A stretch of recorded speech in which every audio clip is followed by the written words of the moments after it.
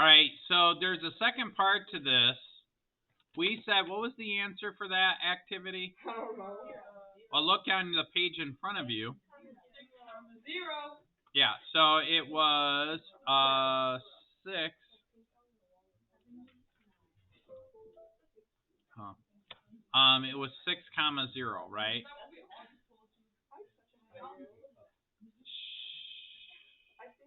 You guys, be quiet. So now what they want us to do is they want us to graph this. So we're going to graph both equations using the pinky method. And I call it the pinky method, but we're going to find the x and y intercepts. So keep in mind that the x-intercept occurs when y equals 0. When I plug in 0 for y, this term goes away. So that means 2x equals 12. What's x? A variable. 6, right? That is the x-intercept. Well, what is it? It is 6 for x, 0 for y.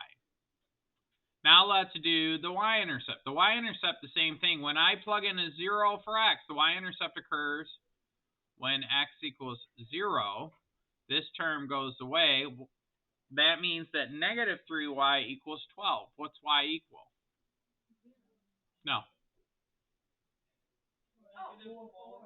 Negative 4. Because we're going to divide by negative 3 on both sides, right? So then the y-intercept occurs at 0, negative 4.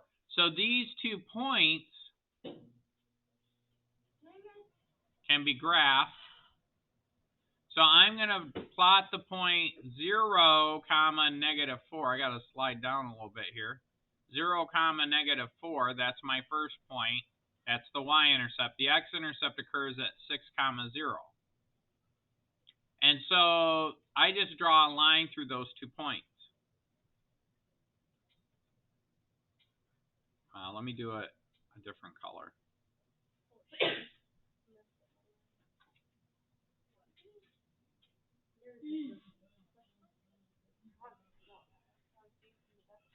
Okay, and this isn't perfect. I don't have a ruler. You guys should use the straight edge when you do this. So now let's repeat this process up here. So remember, the x-intercept occurs when y equals 0, so this will be something, comma, 0. We're just plugging in 0 for y. This term goes away and it says x equals 6. And then, same thing, we plug in 0 for x. So this term goes away. What's y equal? Why is it negative? Where's the negative come from? Oh, my bad. Okay. So I got to plot the 2 points, 6, comma, 0, which is right here, which we said was the solution, and then 0, comma, 2. And you draw a line between those 2 points, like so. And where they cross is at 6, comma, 0, which is what we said. So the graph confirms that the system has a solution of 6, comma, 0. So when you take the PSAT in the spring, you're going to get a problem like this. It's going to ask you to solve by elimination, and it's going to ask you to solve by substitution. You got to do it the way they say. How do you double check your work? You can't use Desmos on the PSAT. You could graph it. If you graph it on the calculator, you need to solve for y, but basically you graph it somehow, some way. You'd have to do it on the handheld calculator, and where they cross should be the solution. Yes? Probably. Yeah. So no, it is. That's where it is. So then the reflection question number 1 says, can this linear system be solved by subtracting one of the original equations from the other? Yes or no? Yeah, we did. Yes. And the reason it works is because they had opposites.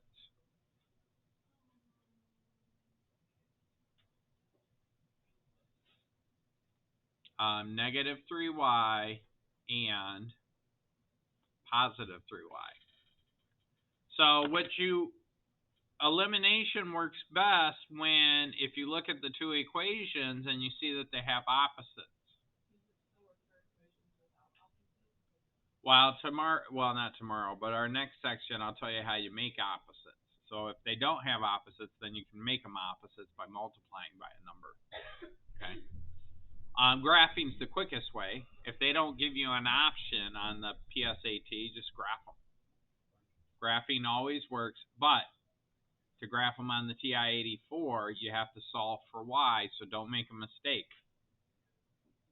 That's why it's always better to do it one way and then graph the other way. And if they're both the same answer, then you feel pretty confident with the answer, because it's highly unlikely you would screw up twice. Yeah, you never know. All right, so that's part 2 of that problem. Any questions on that? Okay, good.